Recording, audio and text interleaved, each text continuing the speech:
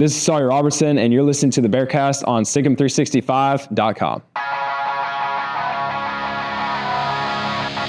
Welcome into the Bearcast on SicEm365.com, presented by WellMed Medical Management and Barefoot Campus Outfitter. Head over to Barefoot Campus Outfitter in Waco or go to the website and use SicEm365 as your code to save 20% off your purchase.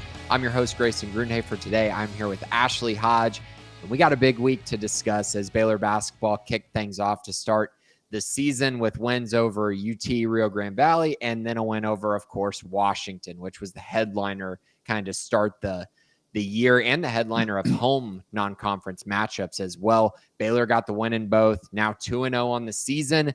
Ashley, we're going to talk all about this, but just in general, thoughts on the season getting started, thoughts on the team, thoughts on the fact that, hey, man, we're getting to learn an entirely new roster, even though I know we've gotten to see them a lot this offseason.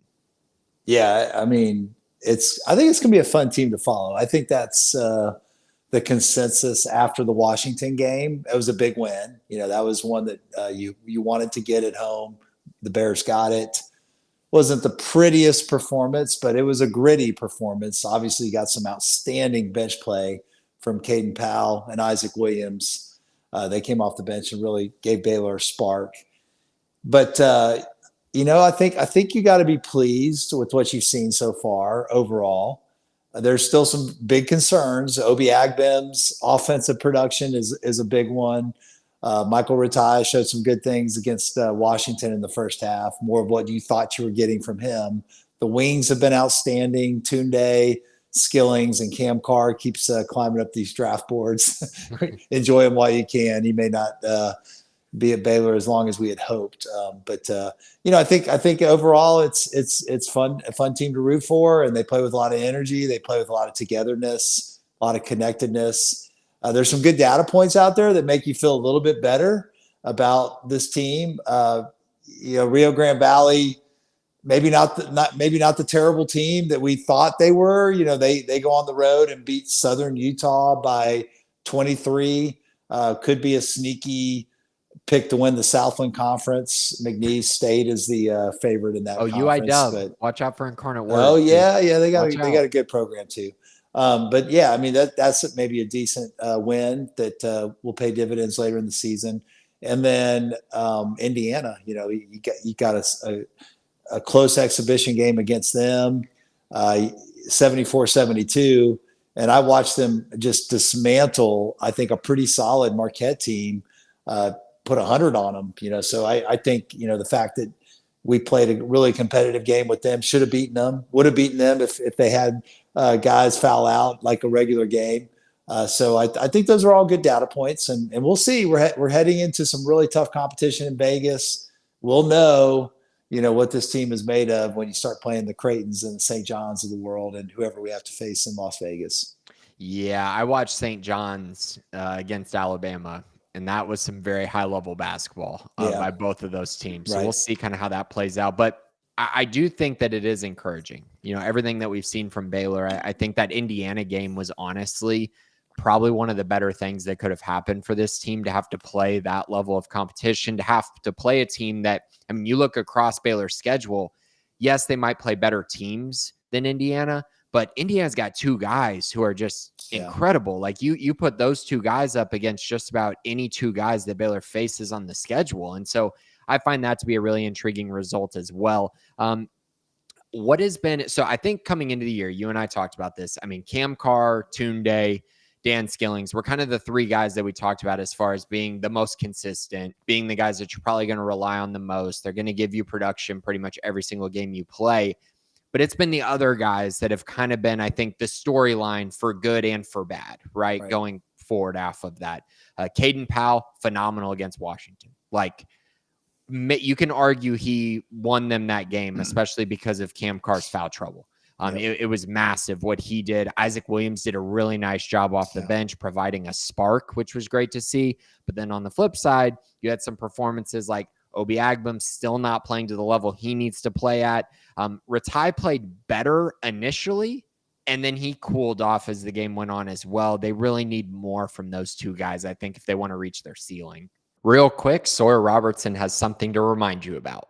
Want the latest information about your favorite team? Try out SIGM 365 premium content the next 3 months for just $5 by clicking the link below. And now back to the Bearcast. Yeah, I definitely am not down on anything about Ratai's game against Washington. I mean, they actually benched him over Caden Powell late in the game. But, that's the coach's decision. It worked out. Caden Powell was terrific. But I thought Ratai played a phenomenal game. It really gave them a calming presence in the first half, got their offense going, did a good job, just battling. Although they lost the battle of the boards against Washington, I think some of that had to do with how hellacious some of these bricks were that Washington was putting up from 3-point range. Hard to get rebounds when the ball's bouncing, from really weird angles, So I think overall, I love the fight. I love what I saw. They cleaned up the turnovers. Obi ends up with 7 assists. That's good, but you're like, man, you're expecting him to be a bucket, and he did give us a good, mid-range shot at a key moment in the second half, but then he turned it over a couple times, some sloppy turnovers. Cam was a little reckless too, and Tunde, but that's, under 10, you'll take that. I'm good with that. I like this team. I think it's going to be. We got to get Obi going. If we get him playing at the level that we expected, coming out of the transfer portal, then I think this team could take a whole nother leap. Because if Obi and Ratai give you what you thought you were getting at the beginning of the season, this could be a really, really dangerous team. Right. I'm a little concerned about what I've seen from Obi. And I think the big reason for it was something we mentioned in the offseason. It's like, if he's not hitting 3-pointers, it's like, where's he going to get, kind of going offensively? Right. And what I saw in this game in particular was what really stood out to me about him is just, he does not attack the rim when he has a driving lane. And I think that's because probably he's not the best finisher, or there's not a lot of confidence to do that. But it felt like he had some lanes where he got by his guy, and then he's more so looking to pass and not get to the rim. And so that's what we talked about. He doesn't get to the free throw line very well. He doesn't score in the paint very well. So you're kind of relying on mid-range jump shots, or for him to get open enough 3-pointers created by other people. And that's just not quite happening right now. It's troubling. I like the assist numbers. 7 assists is great, but he also had 3 turnovers. So it's kind of like there's a little bit of a give and take there. So there is some concerns about that. I think Isaac Williams gave them a nice kind of punch off the bench. And if you can get that every game where it's like one of them is playing well, maybe you can make up for it. But it is concerning because you really do need Obi to be kind of the player that you thought he was going to be when you got him, and the player that we saw at the World University Games that was just shooting the ball so well throughout the entire tournament. Yeah, he did it against Brazil. Brazil had some athletes. He was good against them up until the very end of the game, where he just wore down and ended up fouling out.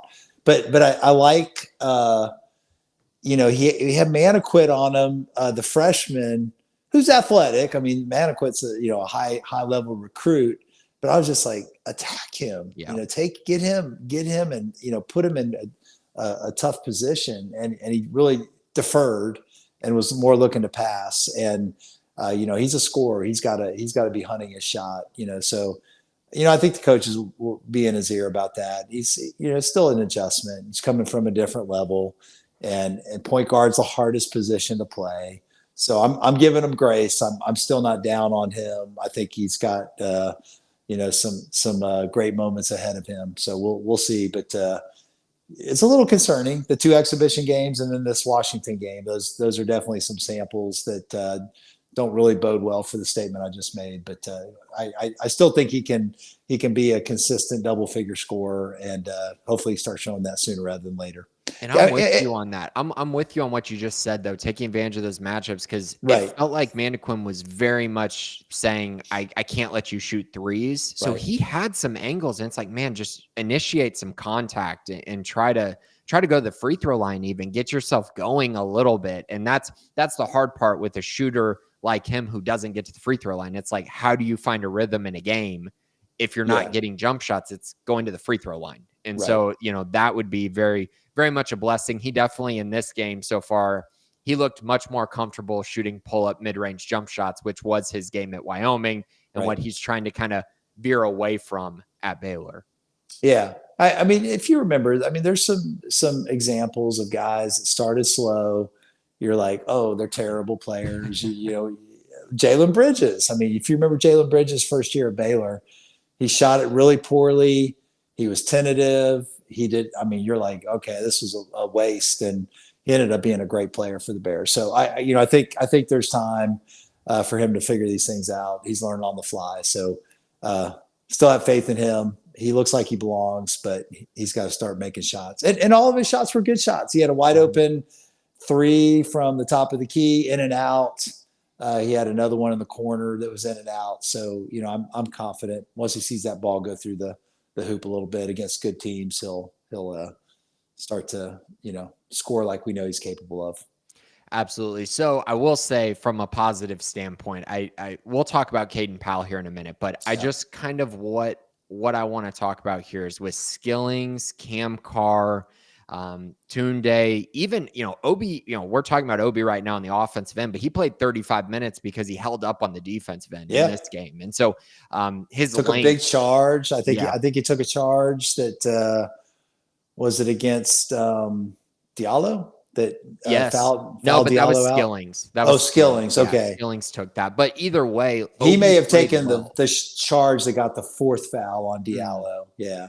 But yeah, I remember a big charge, you know, in the second half. Yeah, he competed on the defensive end, so you love to see that. Yeah, and I just think the length that we're seeing from these guys and the overall athleticism, it really stood out. Like Washington could not get into the lane really driving. They're shooting a lot of mid-range jump shots, and that's one of those where you just give them a golf clap and you making walk them to the other end. They were making them, yeah, but hard shots. You're good with that. You're good with that. For sure. And then they're throwing up bricks from three, and it's like, this is the shots that you want them to take, especially without Desmond Cloud out there. And so you're like, okay, another guy's just going to keep throwing up threes from out here. You're feeling good about it. So I feel really good about their defense right now. They're competing, and it's very clear the athleticism, the length, the size, like these guys can really get after it on the defensive end. And I think they're only going to get better. I think that's the area where I think you're going to see the most kind of growth and improvement, to the point where, you know, they're going to be really hard to score on come Big 12 play, I think. I think so. I think so, particularly at home. You know, I think I've mentioned this before when we've done these, but, you know, Virginia was, when they had it rolling with Tony Bennett and Ron Sanchez, they were just hell to play at home. You know, that pack line defense, it makes it so difficult. You know, you're just, if you're taking mid-range shots and you're taking contested threes, and it's hard to score easy points in the paint, you tend to lose a little bit of confidence when you're on the road. So I would just love to see a team that just really it makes life miserable for other teams when they come into Foster Pavilion. I mean, you'd love to see that consistency on the road too, but I'm very high on this defensive potential. I think we could see a top 25 defense. We are in the top 25 metrics right now in KenPom. So, you know, I think they can get better. And if they get Bodo back at some point, then you got a rim protector there, a big body, you know, that's going to help. But Caden Powell is an elite communicator. I love the way Isaac Williams competes on the defensive end. J.J. White did some good stuff. He was only in there 7 minutes, but he played, you know, I can't remember who had him on the post, maybe Wesley Yates, forced Yates into a tough turnaround, you know, was playing with his chest. Yates missed a shot.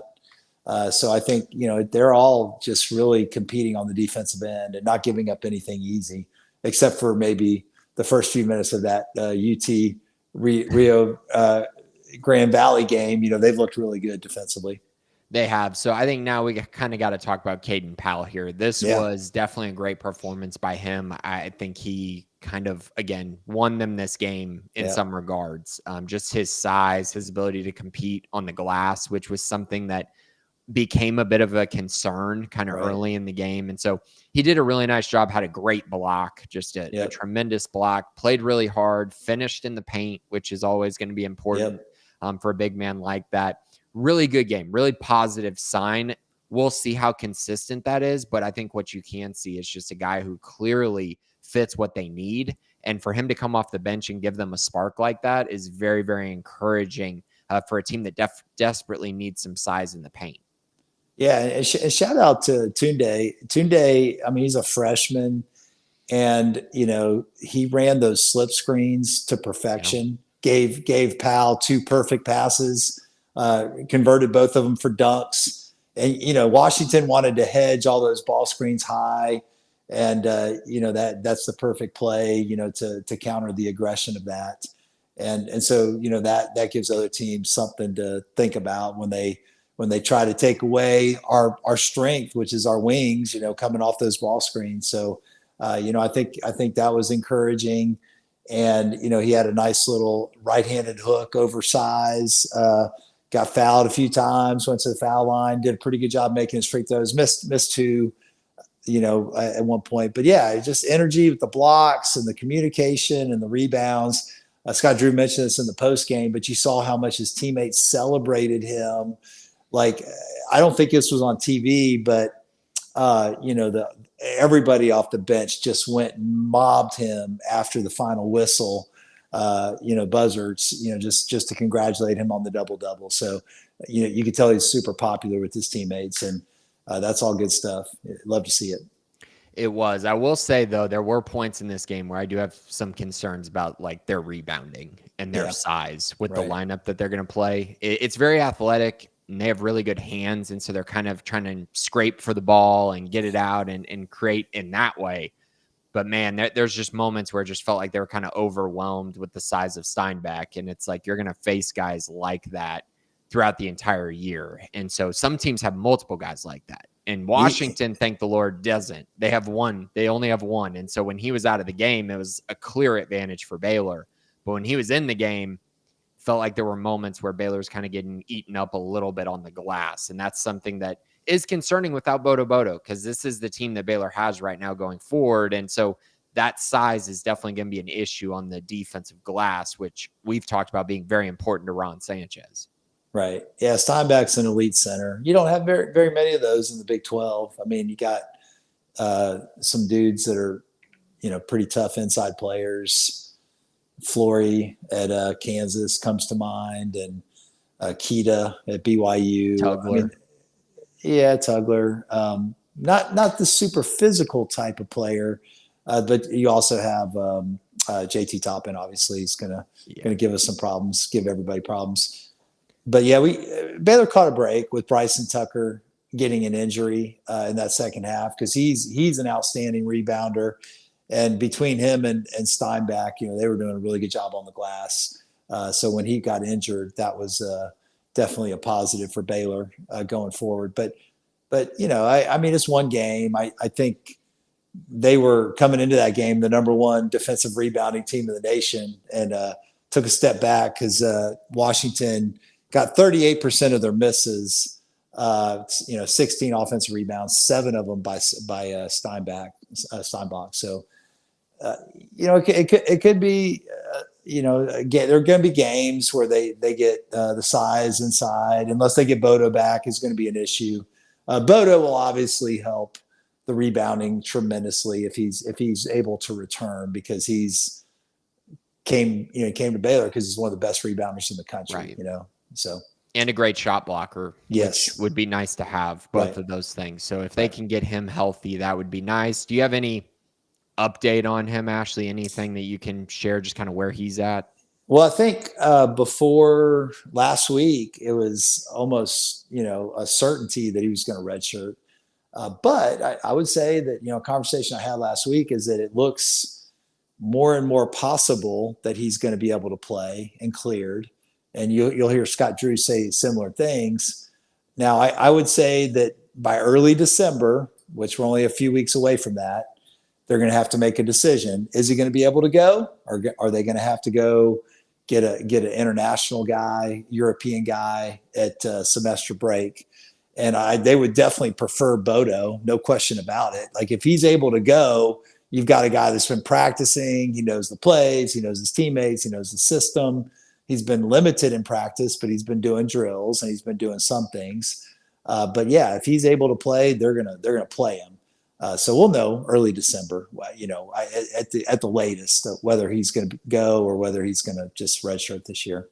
Man, they could really use him. I think in this game, it became really apparent when Cam Carr picked up just a terrible fourth foul. Just one of those where it's just like, dude, just either give up a layup or just contest. You got a center trying to run full speed down the court. Like, make this guy make a read, and he tries to steal it, gets a foul with how much? There was like 12 minutes left when he got that foul, right? Or 10 minutes left. And he had two absolutely terrible calls go against him. There was definitely a charge on that first one. Yeah. The second one, I think, was a block. He got called for a foul at the rim. But then the third one, he blocked the guy clean, and the replay showed that. So yeah, Brooks Wells really had it out for him. He was able to take him out of the game for a period of time. But the fourth foul was so dumb. I mean, because you just turned it over 2 straight possessions. Mm-hmm. And then you're trying to make up for that, and you go for a steal you'd rather give up the layup. You're too valuable to your team to make that play. Right, and he was kind of feeling it. He probably was going to go for 25 had he not gotten into foul trouble. So it's just like they really need to keep him, Skillings, and Tunde out of foul trouble. Right. And the depth is hurting them. But if you have Bodo, gives you another body, another option. Because right now it just doesn't seem like they trust JJ White in certain matchups. It's probably going to be kind of in this matchup, 7-man rotation. Yeah. Like in certain matchups, he's going to probably play like 5 to 7 minutes. And then I bet there will be other matchups where he's playing more like, 10 to 14 or something along those lines. So we'll see how that plays out. The depth is just a little concerning with no Bodo. So they definitely got to watch out for those fouls. That was a big thing that I came away with. I thought Skillings did an outstanding job. He was on Steinbach early in the game and really limited him in the first half. He fronted him well. He was physical, kept him off the glass early in the game. Now, he got his points and certainly rebounds, 15 rebounds. But he did a good job on him early, just making things difficult for him. So that was he's going to be a matchup issue, probably a projected first-round pick. Skillings being able to limit his effectiveness early, I thought was a big key to Baylor's win. Yeah, and he drew, I think, did he drew the last foul or the third foul Diallo. On back? No, I think he drew he his third foul, which was key because it got him out for a long time. So Skillings is just, how I felt about Skillings since they got him, but he's been even better than I could have hoped. Like the motor, the defense, the just total buy-in. He's got some crazy footwork around the rim. Yeah. Like, you remember that one play where he pivoted and contorted his body in a different direction, made the difficult. Yeah, it looked like a travel. I agree. But I agree. Yeah, it was intriguing. But to have him and Tunde and Cam Carr, like, there's just a lot of buy-in. And I think when I was looking through just kind of our message board on the premium side of things, people were just raving about how much they like this team, how just fun this team is to watch. They just play so hard. They really can wear down an opponent because of that. Just feels a lot different than kind of the past few teams where it's been more offensive focus, not as maybe tenacious in some ways. So it's definitely a nice pivot, I think, even though, there may be deficiencies on this team that those teams didn't have. Yeah, I will say, Grayson, I know nobody loves a spectacular missed dunk like you, but I'm just kidding. But, BJ last year, he probably led the nation in spectacular missed dunks. Cam has been pretty good so far after seeing a lot of this in Germany. He's been pretty good about finishing and maybe not going for the one-handed, like, posterizing dunk, but he did one against Washington, ends up being a turnover. He did two, didn't he? He had two where he tried to throw it down. One, didn't he throw into the stands? And then one slipped out of his hands and went right into Caden Powell's hands, which I hope he got an assist for that, because I think I would have counted that as an assist. But yeah, no, you're right. And then Skillings missed one too, but got fouled. Mm-hmm. But I do like, just let's just finish the play. Let's get the 2 points. I love the crowd, impact that comes from a spectacular dunk. But I would trade efficiency over a spectacular missed dunk. That used to drive me crazy about VJ Edgecombe. Yeah, Matthew Mayer was bad about it too. Mayer had the most I've ever seen. Yeah. And it started immediately as a freshman. The one against West Virginia. I mean, every once in a while he'll put you on a poster and you're just like, oh, that's awesome. And it gets the crowd going. But let's just convert the bucket. That's what I prefer. Yeah, VJ had one actually as a 676er this past week that was going to be the dunk of the year, and it clanks off the back of the rim. You're just like, oh, man. He was responsible for the longest offensive rebound in NCAA history last year. I think Jalen Celestine got that rebound back near the opponent's basket, after he missed the one against Mississippi State. But yeah, I mean, it's all good. It does get the crowd excited, but those games, those dunks can cost you games if you end up turning it over. So hopefully, he mixes in some let's just convert the easy play. Let's get the layup when we need to. So Ashley, after this first week, has anything changed for you from expectations, from where you kind of see this team in the Big 12 based on watching a few games? Has anything really shifted at all this early? I was talking to a scouting friend of mine, and he's watched all the teams. And I got to give a shout out to King McClure, by the way. I was talking to King over the weekend, and King told me, he said, man, I cannot believe that A&M is favored over OSU. And I was like, well, I don't think Roy's playing. He goes, doesn't matter. OSU's going to crush him. And I was like, really? He says, oh yeah, OSU's legit. So OSU is a team that's been surprising, and I think they're going to be a really tough out.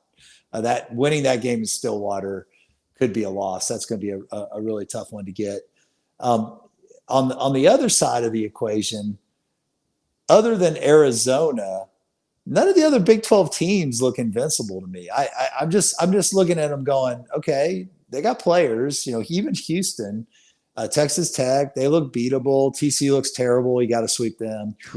I think it's, and the scout told me the same thing too. He's like, Baylor's there. He's like, he thought Baylor was better than Tech after watching both of them.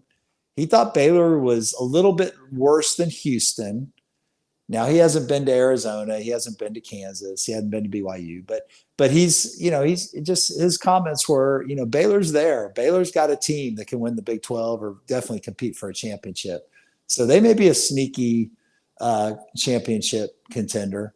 It may be like the Virginias, when everybody picked Duke and North Carolina every single year, and who wins the ACC? It was like Virginia almost every year when they had it rolling. So that would be awesome. We'll see how it plays out, but I like this team. It's going to be a fun ride.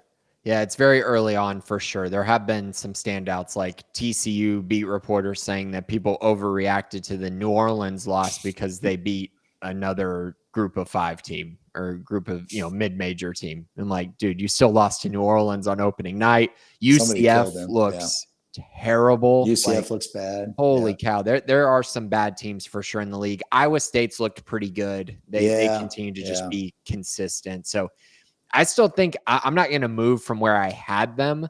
I still think they're kind of right there with some of these other teams, and that can obviously change. We're going to know a lot during kind of Thanksgiving week when they have the Players Era tournament, which I know you're going to go to. Before that, they have a matchup with Tarleton State, who got smoked by SMU and by LSU so far. So that should be an easy win heading into the Players Era, where we know they're guaranteed 3 games, with the first 2 games for sure being Creighton and St. John's. So 2 ranked teams coming up.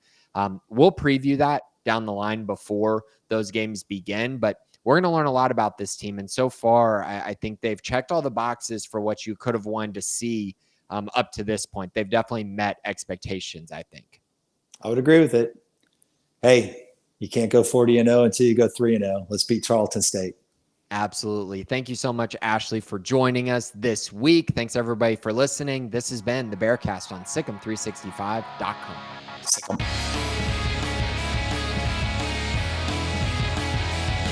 Join Sikkim 365 Premium on a $1 for 1 month trial to read our experts' notes and insights. Know about high school commits, off-season transfers, coaching staff changes, and so much more before the rest. Also, download the Sikkim 365 app on your iPhone today to get instant notifications of breaking news, read up on the latest inside info, easily interact with other Baylor fans on our forums, and get alerts for anything published by your favorite staff members.